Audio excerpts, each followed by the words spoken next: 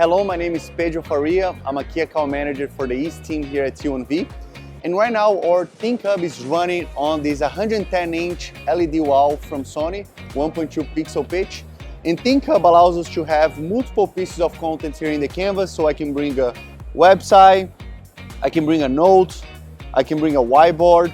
I also have the ability to change this whiteboard to a blackboard if I want, make some annotations on it.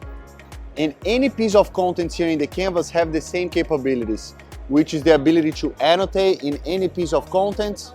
I can take snapshots of them, save them for later, make anything go full screen with a touch of a button. So I can make that piece of content full screen. And I also have the ability to group those things and kind of organize the canvas.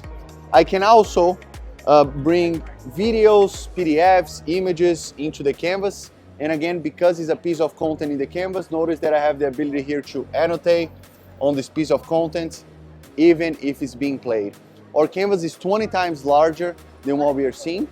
And I also have the ability, a cool thing is to dock any piece of content into the non-interactive display. So notice here we have two displays on the side of ThinkHub. I have the ability to dock that specific piece of content into the non-interactive display. So if I want to have the video that I'm watching being docked on that specific piece of content, I can dock there into the non-interactive display.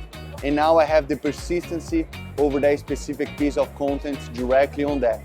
Notice, and a cool thing is this first display right here is, both of them are on portrait mode, but this first display is kind of broken in half, so I can have two docks being sent on that non-interactive display, and the other one is one piece of content I can send there. So if utilization that we do is video conference, so I can have a Zoom call running on ThinkHub, send the Zoom participants into the non-interactive display, go to different parts of the canvas, and still look at my Zoom participants at any given time.